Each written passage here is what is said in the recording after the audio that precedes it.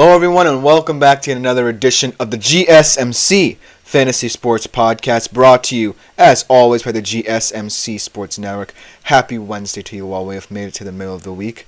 My name is Christopher Shepard.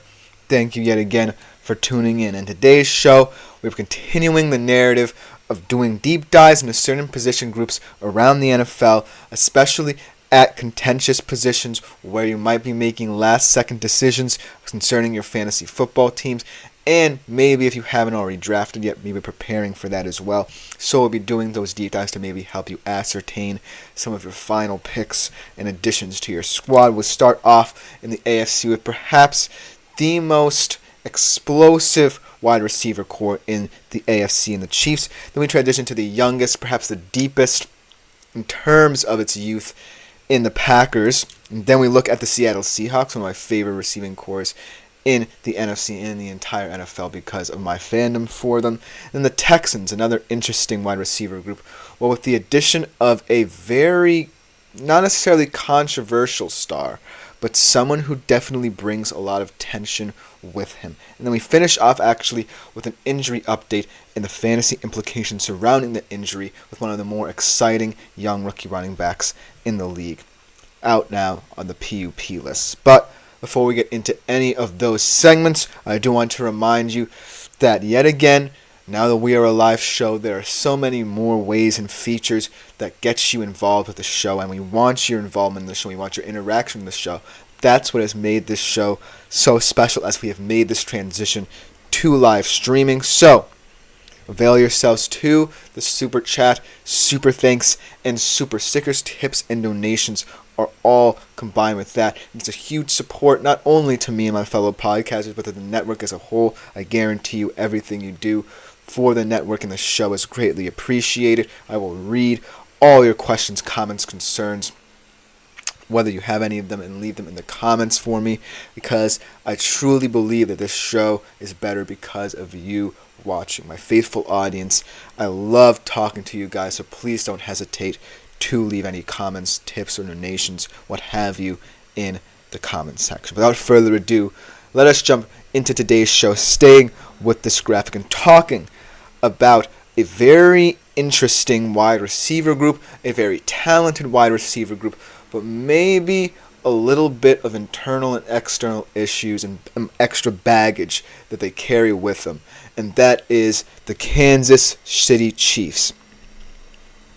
Now, the reason why the Kansas City Chiefs is going to be a heavily scrutinized group, especially in fantasy terms and for fantasy purposes, is because of the excitement surrounding it. I think that this on paper translates to be one of the more exciting rosters, especially because of the ways that Coach Andy Reid can now utilize all of these players for his squad, especially with the addition of the speedsters, Xavier Worthy through the draft, and Marquise Hollywood Brown through acquisition from the Arizona Cardinals. So this group has just become kind of almost like a playground football style group. You have Rashee Rice in his second year, becoming quickly one of Patrick Mahomes' favorite targets. But overall, with the addition of Brown Worthy, that's where the Chiefs really wanted to focus on, getting back to utilizing speed at the wide receiver position to better gain advantages over opposing defenses. So without further ado, let's talk a little bit more about all of these and what to make of the excitement surrounding this Chiefs wide receiver room. Now let's start off with the guy who has been in this wide receiver room, albeit for only 1 year. Let's go to the end here. Rashee Rice. And I like Rashee Rice a lot because he's one of those receivers who's just very reliable. He made himself available for Patrick Mahomes, especially in the playoffs when the Chiefs looked really down and out, when they needed a wide receiver to step up and truly kind of quiet the noise surrounding what was going on with the wide receiver rooms in terms of disconnection with Mahomes, and he really made himself available. But I still think the caveat is I don't necessarily know if he's that focused. Maybe some external issues that I won't necessarily touch on. But at the end of the day, the bottom line is, now that Brown and Worthy are in this squad, you can't lose sight of what you were developing with Patrick Mahomes toward the end of the season. Because let's talk about Rice in terms of fantasy. 212.5 fantasy points. He had 7 top 25 positional weekly scores. As Easy B says, do you have experience in dynasty leagues in fantasy football? I'm not necessarily too familiar with dynasty leagues and how they lay out, but I think that in terms of different leagues, I definitely would like to get into dynasty leagues the most to see what they are all about, because I just like playing standard leagues, maybe even some PPR leagues, but dynasty leagues have always intrigued me because you get to utilize a lot more options. So while I can't necessarily help you if you are in a dynasty league, Easy B, I'm sorry about that. I still think that I will want to gain experience going forward in Dynasty League because they're very exciting. And maybe these Chiefs wide receivers can help you in some regard in Dynasty Leagues, but with all the positions that you can utilize in a Dynasty League. Let's go back to Rashee Rice especially, because he is someone, like I said, who I want to see maintain it. It's all about self-awareness as well, now that this wide receiver core is deeper.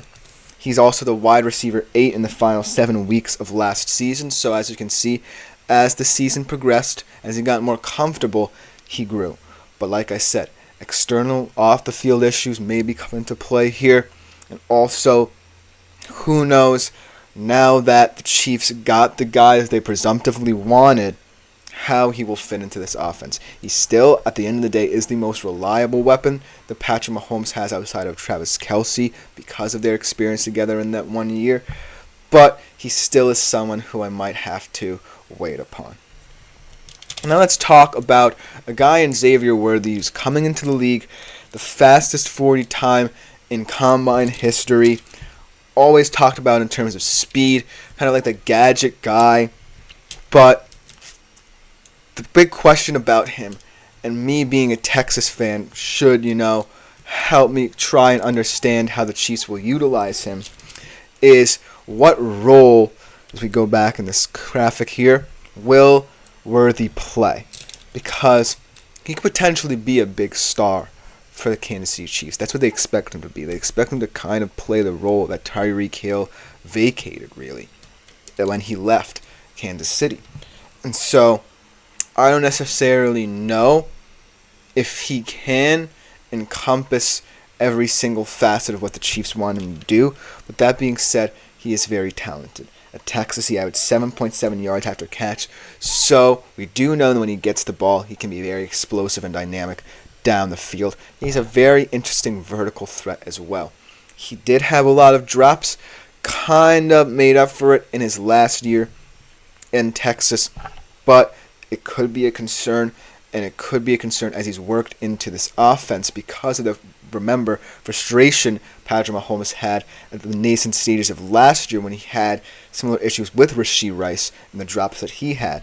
So working Xavier Worthy into this offense will be the hugest X factor because he's going to be talked about a lot in fantasy football circles, a lot in terms of different leagues as well, like Easy B alluded to. And so I think the role Worthy plays in this offense is integral to how people might view it in terms of who to take in fantasy. Because Xavier Worthy could profile to be, at the very least this year, a tier 4 wide receiver who you might want to take a flyer on in the latter rounds. And so he's someone who you might want to keep an eye out for as well if he has gone and drafted in your fantasy league, and you might want to stream him. So it all depends on a week-by-week basis how Andy Reid utilizes this kind of gadget guy. Because as a Texas fan, I can tell you, he's not just all 4.21 speed. He can route run. He's excellent in the red zone at diagnosing coverages. And he's fascinating because of that speed, not in spite of it. So if you are interested in Xavier Worthy, do be sure to do your research on him because he can be a help to you, he can be a boon to you, or week by week you may have to sit him sometimes and wait and see how he plays out in this Chiefs offense. But then the addition of Marquise Hollywood Brown is a very interesting one because now you have two guys with very similar profiles. And these two guys both are seen as more of vertical threats than you might want in a traditional three receiver set here. Because I know Rashee Rice is a good route runner. In fact, it was his route running abilities that perhaps helped the Chiefs win the Super Bowl. Very vital in that overtime drive for them in key third down situations with his route running abilities. Can Andy Reid make this offense even more unpredictable by allowing, say, Xavier Worthy, who I think might just be the better route runner, even though he is inexperienced in NFL play, to be kind of that gadget guy? Get him going and say reverses or jet sweeps or little wheel routes or something like that, like they did at Texas, where they utilized his speed to great effect. Because the reason why I'm saying that is, if you view Worthy as someone who can just go deep, more like a Tyreek Hill, then I don't think you're using him to the best of his abilities. Because, as we've seen with speedy receivers in the past, outside of Tyreek Hill, with, say, John Ross, who first set the 40 record in the Combine, he did not pan out in the NFL because nobody knew what to do with him. Nobody knew what to do at that level of speed, and they didn't necessarily view him as someone who could be a solid route runner, so they just said, hey, if I'm throwing you on the field, maybe your speed will win on some occasions. But that's not the case with Xavier Worthy.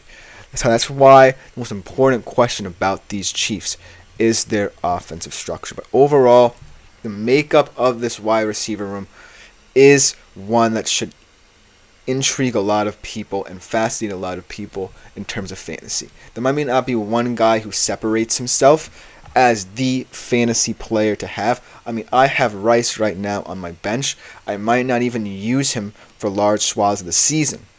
But at the end of the day, it's all going to come down to utilization. Because it's now a very interesting offense where you now reincorporate the speed that you feel like you were missing with these two guys. And now it's up to how that plays out on the field. Because on paper, it's a really fascinating wide receiver room. But on the field, it could all come falling down. But it's up to you guys to try for that. Let me know what you think about this wide receiver room in the comments. But I'll just about do it for this segment. Coming up next on today's show, we are going to take another examination of a young, deep, very, very intriguing, contentious wide receiver room in the Green Bay Packers right after this short break. I feel like I'm losing my mind. Is everybody in the world blind? Please, Lord, give me a sign, a sign.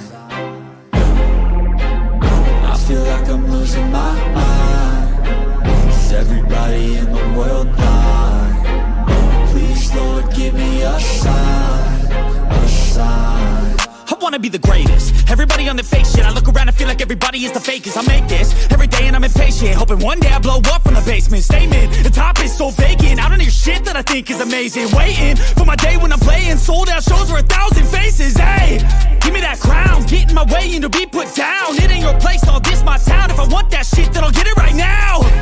I'm losing it, the noose it fits. I'm losing shit, a stupid myth. You choose to live or choose to dip. You choose to fight or lose your grip and lose a gift. I feel like I'm losing my mind. Is everybody in the world blind? Please, Lord, give me a sign, a sign. I feel like I'm losing my mind. Is everybody in the world blind? Hello everyone and welcome back to the GSMC Fantasy Sports Podcast, brought to you as always by the GSMC Sports Network. Before we get into our second segment of today's show, I do want to remind you yet again that you guys have still been doing an excellent job of this, but I want to continue reminding you about, if you feel so inclined, please consider leaving a question, comment, or concern. The super chat, super thanks, super sticker features, even tips and donations are greatly appreciated by me, my fellow podcasters, and ultimately the network as a whole. So any kind of support that you give to the show and to the network is greatly appreciated by all. Without further ado, let's get into our second segment of today's show, another wide receiver room deep dive here with a team that's young, hungry. The big question is, can any one of these four guys I'm about to mention in this wide receiver room really step up as a wide receiver one for Jordan Love? Most importantly, year after year, and I'm kind of going to allude to your question, Easy B, about dynasty leagues, grow season after season to prove the Packers have staying power. So let's talk about the Green Bay Packers wide receiver room. And I want to kind of go back to this question, Easy B, because I actually didn't really understand what dynasty leagues really meant, because I was just focusing on all-around fantasy football when I began the show.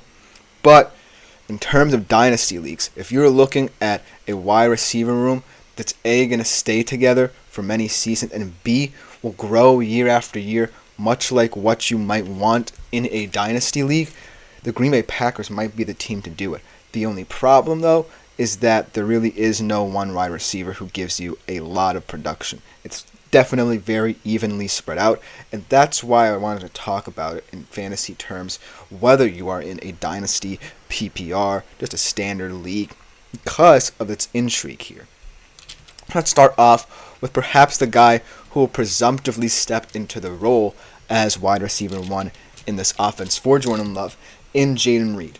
It's his second year in the league, perhaps the most versatile when fully healthy, and when these four guys are compared side by side, just because of his route running abilities, his understanding with Jordan Love, his rapport that he developed together.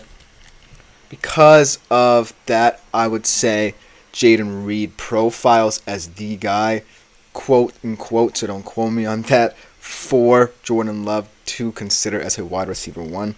And apparently in training camp he's been getting the bulk of the targets as well. But over a 7-game stretch was the wide receiver 10 in the league, averaging 15 fantasy points per game. So make of that what you will, because in this Packers wide receiver room, he's not the only one who is just as threatening. Romeo Doubs, a really interesting end zone threat, probably will get the bulk of the red zone targets in this offense. I really like his body control. I really like him at the catch point. Very physical kind of receiver, but he is kind of limited to that one area of the field. And then how about Dontavion Wicks? Nobody really knew about this guy until he kind of burst onto the fantasy scene around mid-season. Was the wide receiver 4 around at certain area of time, top 5 in week 18, finished top 10 at the position in week 15. So in terms of fantasy, in terms of dynasty especially, going back to your question, Easy B, Dontavion Wicks would be the guy to kind of see how he develops. His Tap to Learn says, I would definitely mind the Packers wide receiver room for dynasty purposes.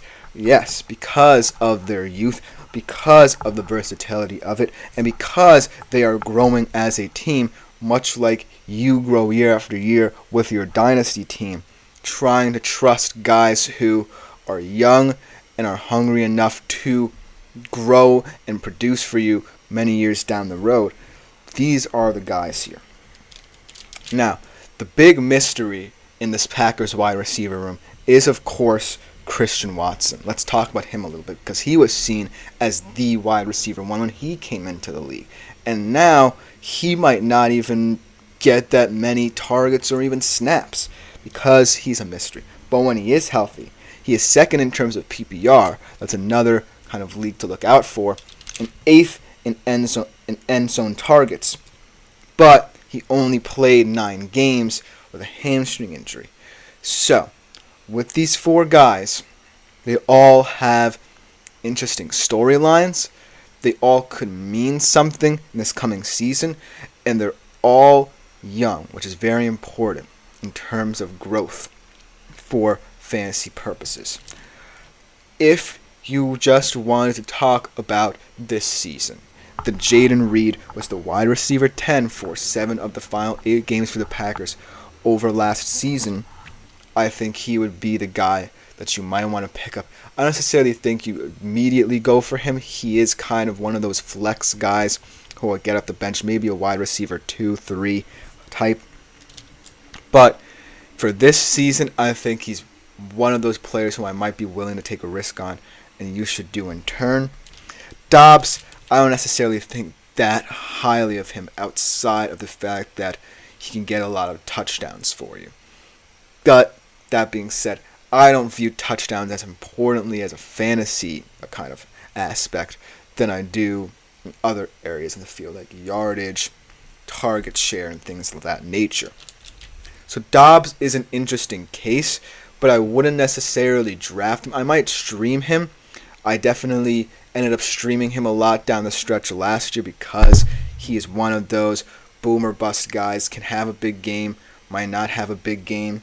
So he's definitely going to be week by week basis kind of guy for the season, but maybe in terms of a dynasty league, his growth can be seen in years to come. Then Dontavian Wicks is also up there in terms of dynasty league purposes. Because if you want to draft a team this year for dynasty and have it grow, you might have to draft younger than you think.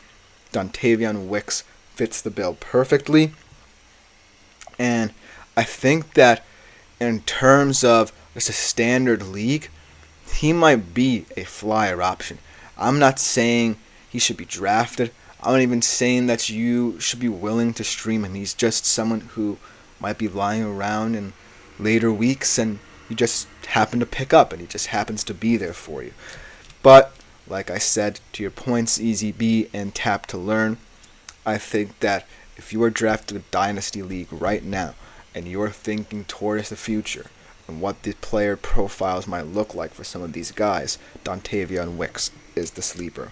And then Christian Watson, I wish I could speak more highly of him because he has talent, great vertical threat, speedster as well, great ball control at the catch point.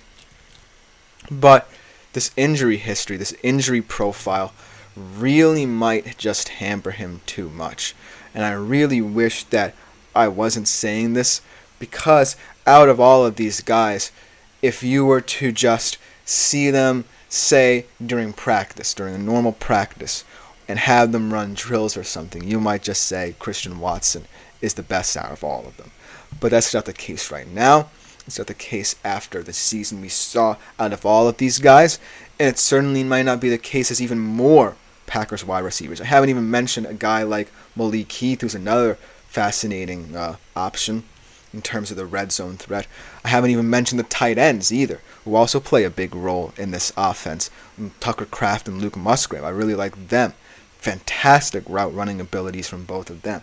So the depth of this Packers wide receiver room and outside of it as well certainly gives me pause in terms of target share, which is perhaps my most integral thing when viewing a fantasy prospect.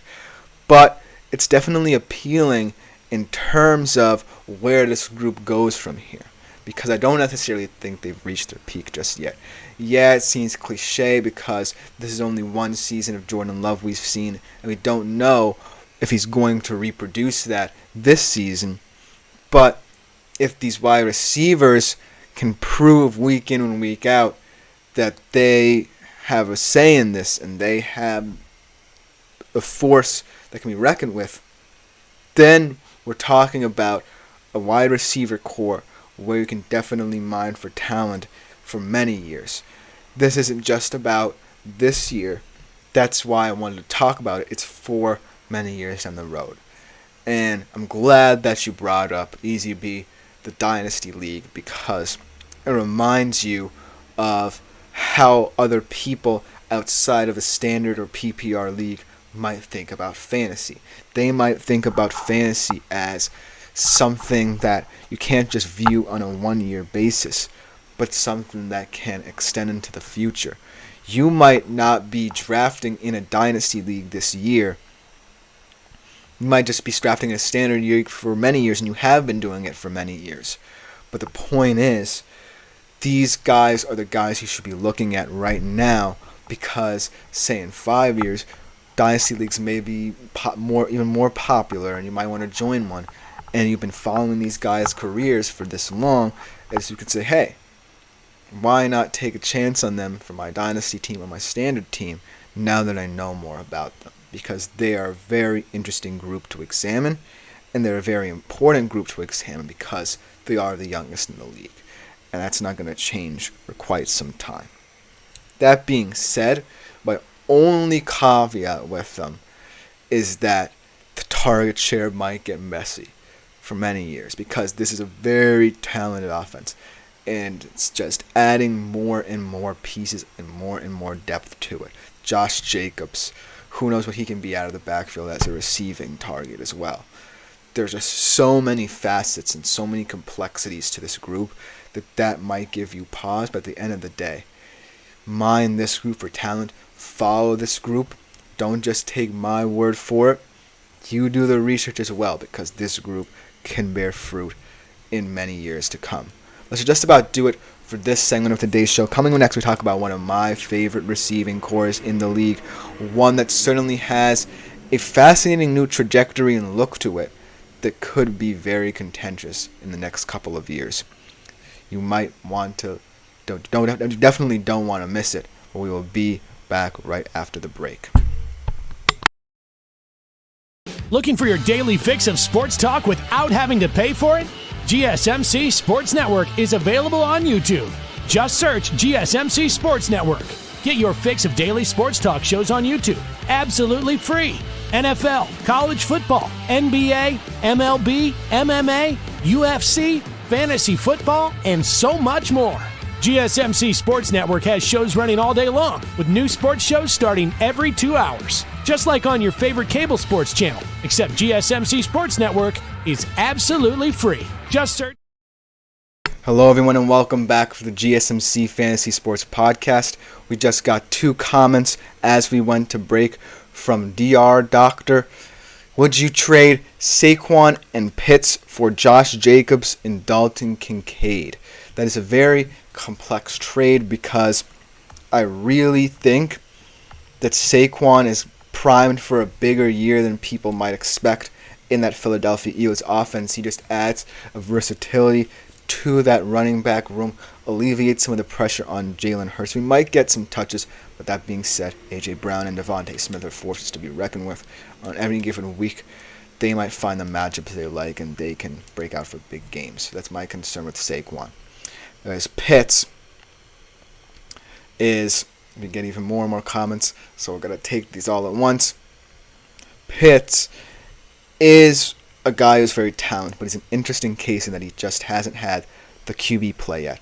So he might be a guy who you're a little bit tentative on. Whereas Josh Jacobs and Dalton Kincaid is a rising star at the tight end position. And Josh Jacobs, we did kind of mention him at the end of last segment, where acquired from Las Vegas, maybe getting out of a very tense situation there. New horizons with Green Bay. That being said, there's just so much wealth to go around, too much to distribute the ball. So I would keep Saquon and Pitts, but it could be one of those trades where you might regret it if you don't go for it. So I'm kind of on the fence here. But from just your comment and being forced to say so in real time, I would say don't accept this trade. And Humanity Unbound says, the Bills wide receiver core, I bet. I'm not necessarily going to do a deep dive into the Bills wide receiver core. They're definitely not one of the best in the league right now. But I like their profile. They could be interesting. I like Keon Coleman.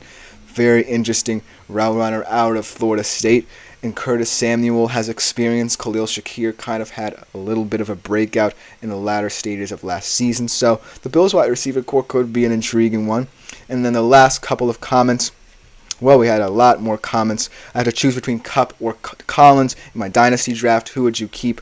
I would keep Nico Collins. We're going to talk about the Texans wide receiver room a little bit and the trepidations I have there, but I would keep Nico Collins because I still view him as the best wide receiver. And I said it in that wide receiver core, even with Stephon Diggs there. Humanity Unbound said my same thoughts on Barkley. I think that he's agreeing with my sentiment in that I think he's going to have a big role in this Philly offense. And then last but not least, Tap to Learn as well says Jacobs will be a low-end RB1. I kind of disagree with that sentiment. I don't necessarily like the Packers As Poets, Sears, and Sages says, Jacobs is a beast in the red zone. I don't necessarily think the Packers are a team I think about in terms of utilizing running backs that effectively. I mean, when I think about the profile of this team, especially now, with all the wide receivers we mentioned, I don't see how there's a path forward outside of maybe a couple red zone touches where Josh Jacobs is as effective of a runner as Packers fans might want. Because I've seen it before where you just don't get much production, and it's kind of been like that from that transition from Mike McCarthy to Matt LaFleur, where the amount of running plays has steadily declined over the years. So that was a very weird acquisition for me, and he could be interesting. Maybe he gets incorporated into the receiving game as well, but I just don't see it. But thank you all for that flurry of comments right before the break. But I do want to talk about, and not just because I am a fan of them, my Seattle Seahawks. Let's talk about the wide receiver room here. This is a wide receiver room that gets talked about very often as one of either the best in the league or one of the most underrated in the league. There's really no in between. And as a Seattle Seahawks fan, I love that there is so much confusion surrounding this offense because I love every single guy, but there has come a time, and there may come a time where one of these guys may end up leaving or retiring. That's a hint as to what I think might happen in the future for the Seattle Seahawks. But it is one of those wide receiver rooms that we do have to talk about in fantasy context because it's always going to be one of these guys who you might want to take in, say, the meatier parts of the draft, say the second or third rounds, because of the talent they have there and the upside and value they provide. So without further ado, let's talk about them. Now let's talk about one of the solid citizens in all of fantasy football, DK Metcalf. This guy just gets targets. This is his second consecutive season last year with 1,000 yards, led team in target share, big stat, more than 95 air yards per game with a wide receiver 12 in that regard, wide receiver 6 in yards per reception with 16.9. So DK Metcalf, combined with his power, strength, agility, and speed, is always going to be a guy, maybe not necessarily going to ever break into, say, tier 1, the quote-unquote true superstars of the league, but he's always a guy that a lot of people love in fantasy because of his targets and his wide receiver 1 status in Seattle. But then the questions come outside of the wide receiver 1 position as the competition between the youth and excitement surrounding Jackson Smith and Jigba and the aging Tyler Lockett is really going to be that point of contention, because Tyler Lockett for many years was highly coveted in terms of fantasy. A lot of people liked him, maybe especially in PPR leagues, got a lot of targets, a lot of catches, but that era and that ship has sailed, I think. I'm sorry to see it because he is a Seattle legend, but I just don't see Tyler Lockett continuing to produce consistently. I believe this is his age 33 season, his 10th in the league. So the Splash Bro says, Geno worries me. Can he do it again? That is also a big factor because Geno is also a very volatile QB. As Humanity Unbound says, Lockett is. I believe he's referring to one of those guys that one of the comment I made concerning Tyler Lockett and his abilities as a fantasy player. I don't necessarily think Lockett is still going to say that, as Humanity Unbound says disregard that actually. But let's get back to the Geno point. He plays a big part in this, right? Because of his volatility. Last year, kind of declined, but in his first year as a full-time starter as a Seattle Seahawk, he did have a good year. And what really excites me about this offense is OC Ryan Grubb, and we'll talk about more comparisons with two of the wide receiver rooms, the one I'm talking about now and one that Ryan Grubb worked with as we get into the segment. But let's get back to JSN and Lockett, this competition. JSN, I like JSN a lot because he fit into the slot 64.3% of the time. Very crisp, solid route runner. It's just a matter of getting the ball into his hands. I think the Seattle Seahawks struggle with that regard. And with that regard, I do worry about Geno. just getting his targets as Tap learns as I flex and wide receiver 2 to lock it in many a league, generally reliable. Yes, while over the years you can have relied upon Tyler Lockett, I just don't see it this year. I just don't see how we can expect an aging Tyler Lockett to get so many targets in this offense. And to further add on to that point, with a wide receiver 71 in yards per reception with only 11.3. So we have seen the decline of Tyler Lockett, and while it's sad as a Seattle Seahawks fan to see that, he will truly be a Seattle legend no matter what happens in his career. I just don't see how he's going to factor into this offense. Let's talk about JSN. Over the years, yes, underrated and consistent, says Humanity Unbound. So I can agree with that. Over the years, he has been a very underrated receiver. But this year, I think that we're going to see a decline that I feel like I knew was coming. But I do want to talk about a comparison I just alluded to. Because new offensive coordinator Ryan Grubb comes from, in-state, the University of Washington. And when I think about wide receiver rooms from college football that can compare to an NFL wide receiver room, the Seattle Seahawks and the 2023 University of Washington wide receiver rooms are very similar. DK, much like Rome Odunze. Fantastic in the catch point. A lot of power, a lot of ball control as well. Fantastic route runner, whether vertically down the sidelines, uses his intelligence and IQ to get open. Then I look at JSN. More like a Jalen Polk in that he's a very savvy route runner. He's always going to be very crisp. And then Tyler Lockett kind of profiles like a Jalen McMillan, but maybe not. He's like the question mark in this comparison because I don't really know if he will be Jalen McMillan like this year. But the whole thing surrounding the Seattle Seahawks unit is that I think that Ryan Grubb will have very little trouble in having what he did with this University of Washington wide receiver room and have it translate to these guys because they do have very similar profiles. And going back to Splash Bros' comment about Geno, he also plays a big role. He did say in training camp, looking at Ryan Grubb and his playbook, that it was the most versatile offense he's seen. A lot of verbiage to it, a lot of different reads and a lot of different concept stuff that he says he personally has never been seeing in an NFL playbook ever. So that definitely speaks to, as Humanity Unbound says, very informative. I've subscribed. Thank you so much for the description. Hope you are enjoying this show so far.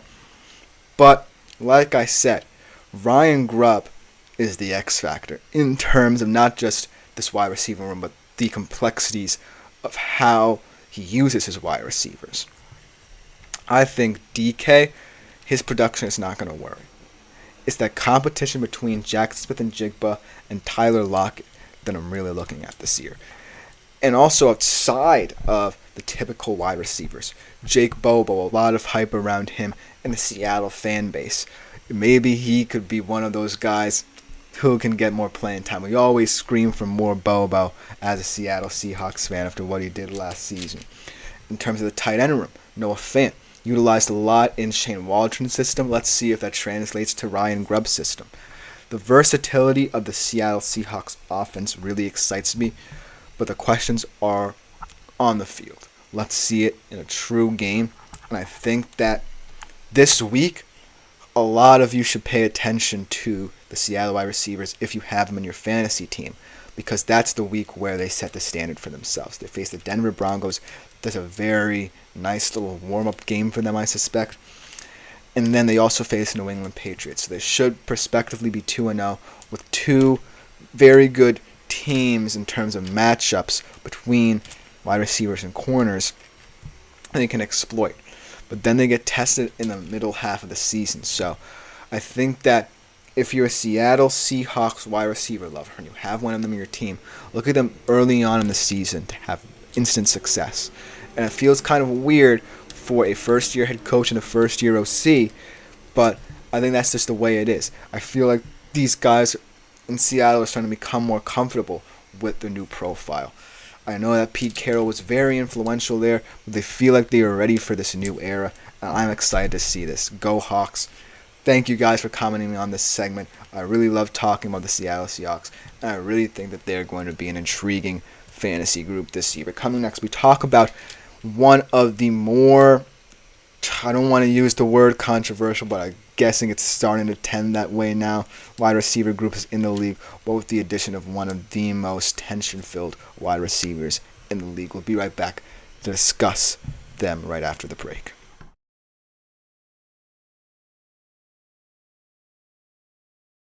For the best and latest podcasts available anywhere, go to the podcast app on your cell phone and type in GSMC to access free content-rich podcasts on health and wellness, book reviews, sports, entertainment, relationships, social media, movies, technology, finance, and even weird news. Subscribe and download the GSMC Podcast Network's family of shows, available everywhere podcasts. Hello, everyone, and welcome back yet again to the GSMC Fantasy Sports Podcast. Hope you guys are enjoying this show this far. I don't know why I have. Keep the comments coming if you are interested in any topics, or if you even have. I will guess the next. You predicted it, Humanity Unbound. I will guess the next segment is about Houston. If you haven't covered the game just yet, yes, you got there ahead of me. You predicted me. You read me like a book. You kind of spoiled my little intro I had for them because of, all the excitement and tension that this group is bringing to the table as we head into kind of this new season, this new horizon for them as the favorites. Yes, sir. Shout out to you, Humanity Unbound. I love you already. One of my favorite new subscribers. Continue with your comments, man. I enjoy this little banter that we're having. But we are going to be talking about the Houston Texans wide receiver rooms. Damn it, I had a whole kind of little introduction to them prepared, but let's just jump right into them without further ado. Because, like Manny Unbound said, is alluding to, they are an exciting wide receiver group to talk about. And now that I think about it, I think that the reason why I'm so excited to talk about and why many people might be thinking that Houston is going to be one of the more intriguing fantasy options is because of what they already had and what they added. And we don't necessarily have to get into names here because a lot of you already know. And that's the reason why I think that if it ain't broke, don't fix it kind of could have applied to this team. But when you are a team like Houston that's already ahead of schedule in your quote-unquote rebuild, you kind of felt like you had to be a little bit hasty. You know what I mean? I kind of feel like Houston kind of panicked saying, oh, we're better than we expected. Let's get even better. And so they were very aggressive in free agency and doing what they did. That being said, I still think that it will all come down to targets because that's what it will all come down to when the specific wide receiver is concerned. So, without further ado, let's just talk about the Texans wide receiver as a whole. As Poet Sears and Sages says, just hope Diggs doesn't start whining if he doesn't get fed. I definitely hope that he doesn't start whining too because I really don't want him to ruin the Texans. They are one of the most exciting teams in the league. And if he does so, it will not help CJ Stroud's development. It will not help these wide receivers' development. So that's a fantastic point. I hope for his sake that Diggs can reel his emotions in and just work with the team because the destruction he's left behind him wasn't pretty. And I just hope that he can get his head right and get involved into a Texans team that's buying into the identity that DeMeco Ryans, his second-year head coach, and C.J. Stroud, the second-year quarterback, have put in place. So without further ado, let's talk about this wide receivers team. And that's one of the big questions about them that you see right there on my screen. Are the Texans too talented? And the reason why I include the word too here is because I love the Texans' talent. And on paper, talent goes a long way because it adds a lot of intrigue. and especially in fantasy drafts. I've been talking about the Texans a lot in preparation for the fantasy season. I've been talking about guys like Nico Collins. I've been talking about guys like Tank Dell. But I haven't necessarily talked about what the addition of Stephon Diggs does, not just to the talent of this team, not just to the reputation of this team, but to the identity of this team.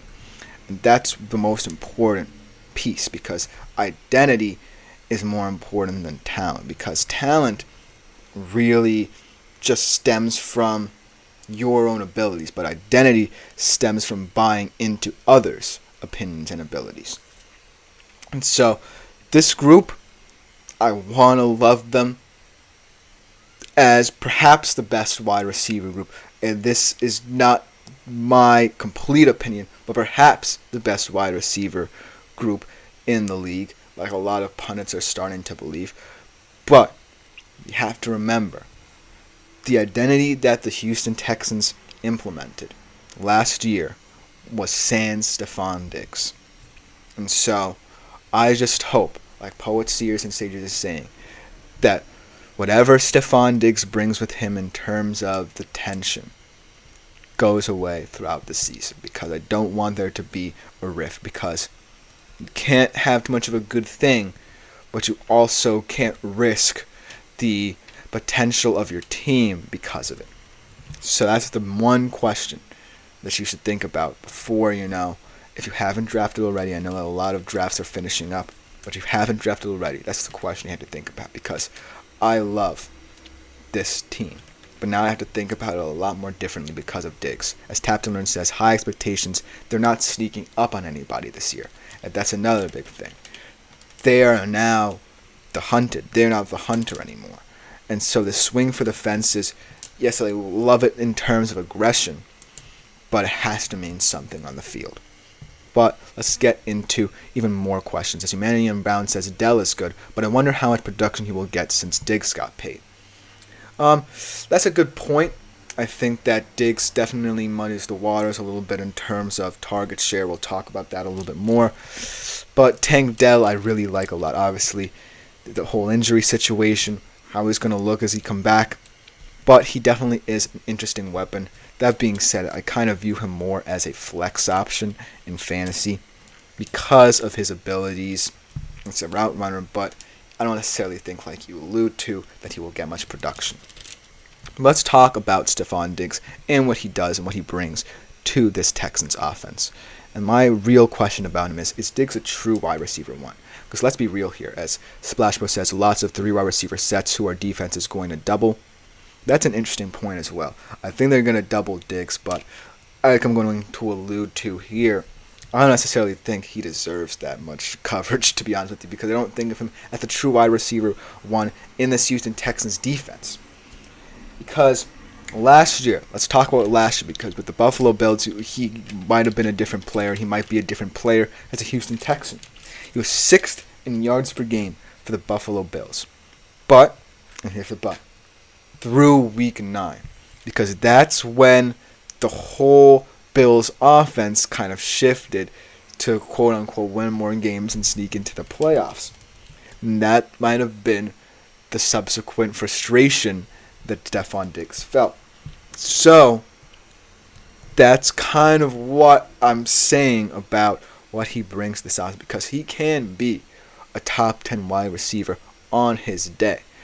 But if the Houston Texans aren't giving him as much targets as he demands, will he get tense? Will he get frustrated? And that's why I can't view him as a true wide receiver one, because true wide receiver ones are willing to make that sacrifice. Yes, they're the superstars of their team, but they know what they have outside of just themselves. They know the depth and experience they have, and that's what the Texans were building here. Nico Collins, okay, he probably did profile as the wide receiver one, but I didn't necessarily think of him as that because C.J. Stroud was able to distribute the ball confidently, and more importantly, there were no frustrations in that. They all bought into whatever the offense was doing. And so, to your point, Splash Bro, lots of 3 wide receiver sets does mean, that there is going to be a lot of opportunities to spread the ball around. But the question is, will that really sully the identity of this team? And that's why this question is so important. Because if you view Diggs as a true wide receiver 1 and you still like him as a good fantasy option, then that might be to your detriment. So I'm just trying to allude to Stefon Diggs being kind of one of those players who you might have to back away from. As Tap to Learn agrees with the sentiment, yes, Diggs deserves some shade, but he's competitive and really wants to win. If they win, Diggs will quote-unquote behave. Hopefully, that's the case, but we'll have to see. But I do want to get into the excitement of this Texans receiving room, the guys I really like in this receiving room. That starts off with Nico Collins. Only 30th in the league in targets, which is kind of underwhelming considering a lot of people really liked him as he came on last season. But he was 8th in receiving yards, 2nd in yards per route run, and he does profile as someone who I still think will remain the wide receiver 1 in the setup. And I think that he deserves much more appreciation than people give him credit for what he did last year for the Houston Texans, not just as a player but as a teammate, because he really bought into the new identity, because he was kind of a holdover. He was one of those guys who held over from the failures of the Bion era beforehand. And so in D'Amico Ryan's setup, he quickly became one of the leaders. And I think that Nico Collins, however he goes, maybe Stefon Diggs goes, because if Stefon Diggs starts listening to Nico Collins, then that means that he's buying in, and maybe those quote-unquote behavioral issues that Tap to Learn is alluding to will not take place. So that's why Nico Collins is so much more important than just a player. And in terms of fantasy, yeah, you like his production, but he also will be an X factor in other Texans receivers' productions as well, because he is the ultimate determinant in how this offense goes. If he's ticking, then this offense is ticking. And that's what I think will happen this season. Nico Collins will still be, and deserves to be, in my humble opinion, the wide receiver 1 in this offense. But then last but not least, we talked about Tank Dell briefly. He is a very worthy player, very capable, competent player still, in my opinion, for the Houston Texans. He's a worthy end zone threat, wide receiver 3. Yeah, it's not pretty. A lot of people really like him, maybe overrate him a little bit too much. That being said, I still think that he is one of those receivers that if he can maintain his health, because health was an issue last year, and did what he did last year in terms of his production before the injury, then I really like how he's looking. But I can't put him as high as, say, a tier 3 player because of the depth of this wide receiver. But at the end of the day, it's not all about depth, in my humble opinion, for this team. It's more about what they do with the step and how the culture continues in terms of if they add more and more depth and how it will pan out. Thank you all for the comments that we'll just about do with this segment. Coming up next, we're going to be taking a look at an injury update. We never really do this on the show, so I thought it was going to be an interesting segment. We're going to be looking at a young, exciting rookie running back, Jonathan Brooks of the Carolina Panthers, and the update on his injury, and also the fantasy implications and fallout from what his injury means for the team, the Carolina Panthers, and for himself for whenever his timeline comes back. We will be right back after the break.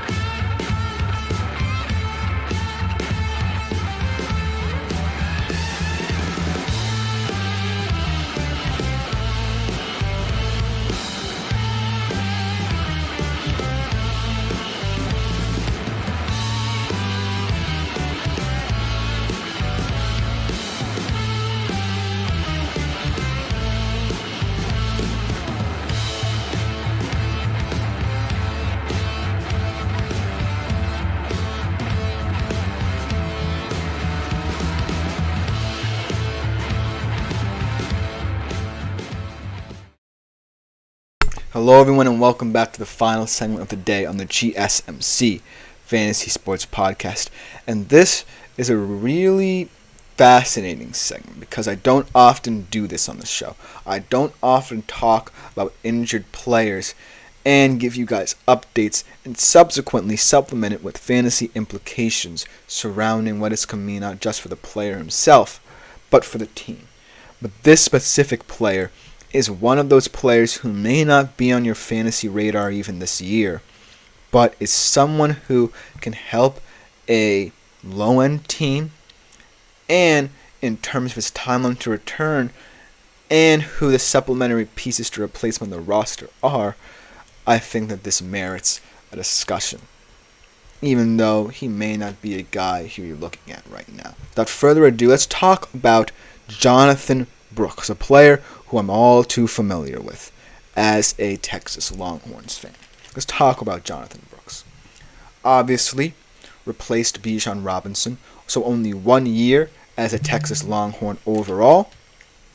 He averaged over 1,100 yards as a Texas Longhorn, but I believe in the last regular season game, he suffered a torn ACL. Played one meaningless snap in the Big 12 Championship, but outside of that, did not play in the CFP semifinal against Washington, and has translated into his NFL season. His draft stock actually did not suffer that much. Was a second-round pick for Carolina. They thought of him so highly that despite the injury concerns and despite knowing that they may have to sit him out for a couple of games, they took him with their second-round pick. He is, though, going to be on the physically unable to perform list, so that will mean he will miss at the very least 4 games, and week 5 will be his timeline to return. So, that being said, what does that mean for the player and the Carolina Panthers organization? Well, Carolina is willing to wait. They say that he is a long-term solution, so therefore they will not be rushing him back. So, that means that for the most part they're going to stick with the 2 guys they already have in Chuba Hubbard and Miles Sanders. And I know what you're thinking. These guys certainly are not on my radar for fantasy this year. But the reason why this whole Jonathan Brooks saga translates so well to fantasy, even though it's just one injury, is because of all the implications this provides for a Carolina Panthers team that a lot of people may not even be thinking about in real life. But in fantasy, you can play a little bit of a psychological game here by picking up one of these guys. And that's what the fun is in terms of bringing you this information, even though it's kind of a quote-unquote harrowing story about Jonathan Brooks, because we do wish him well. But in terms of fantasy, it's kind of a marathon, not a sprint here. And so we have to consider this from all angles and not just, from this injury to now, because of what it means for the long-term future. So, let's talk about where this leaves Carolina. So Chuba Hubbard and Miles Sanders, but splitting the roles. And it looks like Chuba Hubbard will be the RB1 to start the season. And once Jonathan Brooks comes back, Miles Sanders will go longer down the pecking order. So, let's talk about Chuba Hubbard especially. In weeks 6 through 18, he was actually the running back 24 in fantasy points per game, and he averaged 19 touches and 78 yards. However, in certain metrics that a lot of people respect in fantasy football circles, he did not rank that high. He was 30th in explosive run rate and 32nd in missed tackles. So you take your peaks with your valleys here. So, in terms of why I'm talking about what the Carolina Panthers running back room will look now. Let's say in your fantasy football league, or say in your fantasy football draft, you use one of 2 strategies, a hero running back or hero wide receiver. If you use the hero running back, there may be room in later round to take a flyer on a guy like Hubbard. That being said, I don't necessarily think for 5 weeks he will be the ultimate answer as your RB2 or as a flex player. But the advantage is, if, say, you are comfortable with the profile of your team, that you are willing to package Chuba Hubbard or let him be a streamer, as Tap to Learn says Sanders and limited in practice today may mean more for Hubbard. I think that's going to be the case.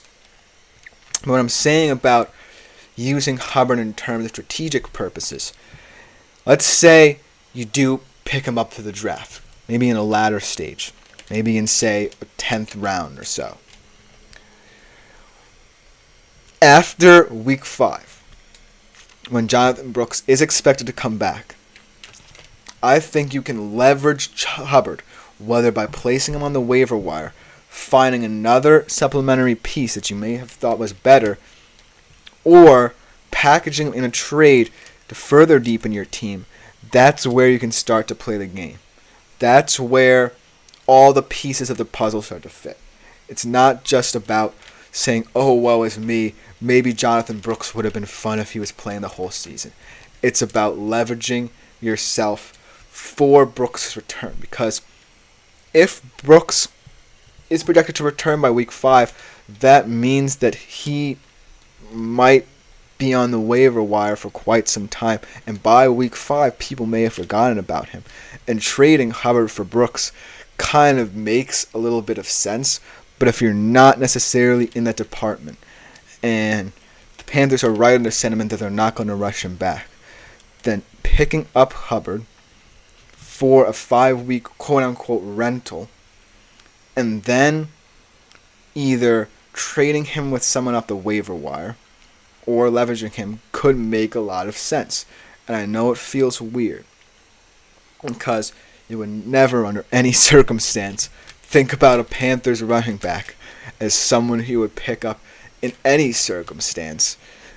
I think that it, A, opens up your fantasy league a little bit more, and B, kind of is a fun experiment to really see how you can supplement your team. Because Hubbard, at least in drafting terms, is definitely a flyer. But once the season begins, the game can be played any way possible. You now have someone who could potentially be a decent 5-week rental, can step in when needed, either as a flex or an RB2, and then when Brooks comes back, or if he doesn't come back, you would be okay with giving him up. And I know I seem like I'm rambling on, but the point of all this is, you can look at an injury in fantasy in so many ways. You can think about it in that, oh, I'm not going to touch this team at all because I don't want to be involved with trying to monitor injuries for a certain amount of time and get distracted by what I could be doing in terms of activity on the waiver wire or in terms of trading. Or you can say, hey, this is an advantage to me. A team with an injured player isn't immediately a death sentence for this team. It's one where I can play the game of fantasy and play it effectively. And now, this strategy certainly seems a little far-fetched. In fact, this is just a strategy that I'm saying off the cuff a little bit here.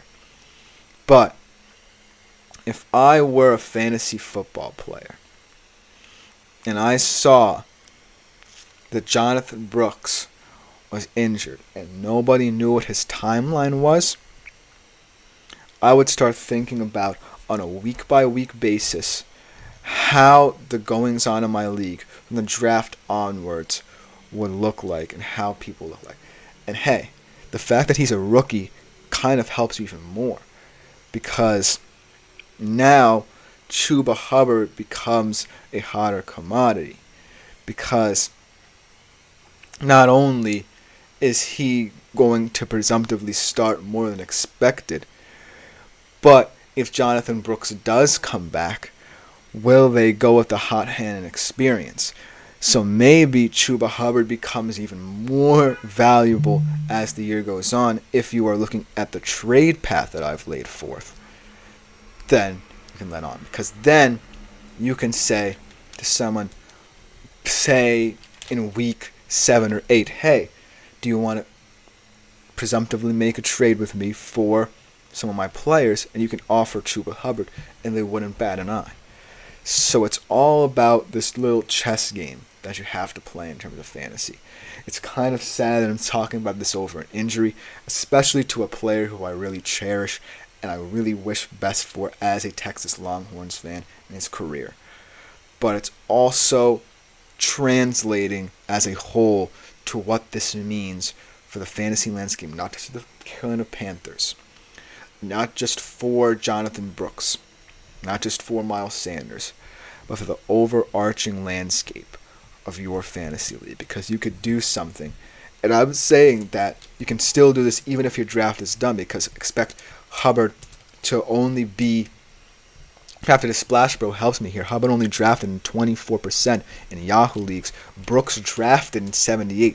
So you can see that the discrepancy there really goes to show that Chuba Hubbard really is getting disrespected here in terms of, this is kind of like a Moneyball situation here, where you're leveraging certain values to better help your team and rather supplement your team, and in the process kind of make your league more wide open. So take this with a grain of salt, make of this what you will. Let me know what you think in the future comments, because it's a very interesting concept to try and delve into subsequent fantasy fallouts due to injury. But I definitely wanted to examine this one in particular because it's a weird one because of the Carolina Panthers profile and because of what Jonathan Brooks could have been. But that will just about do it for today's show. Thank you guys all for tuning in. Thank you for your lovely comments as well. You all have been excellent with that. Continue leaving your questions, comments, or concerns in the comments section. Also, make yourselves available to the super chats, super things, and super stickers features on YouTube, as we are now a live show. Any way that you interact is greatly appreciated by all at the show and the network. Speaking of the network, thank you to the GSMC Sports Network for allowing us to live stream these shows. Check us out on every social media platform that you have.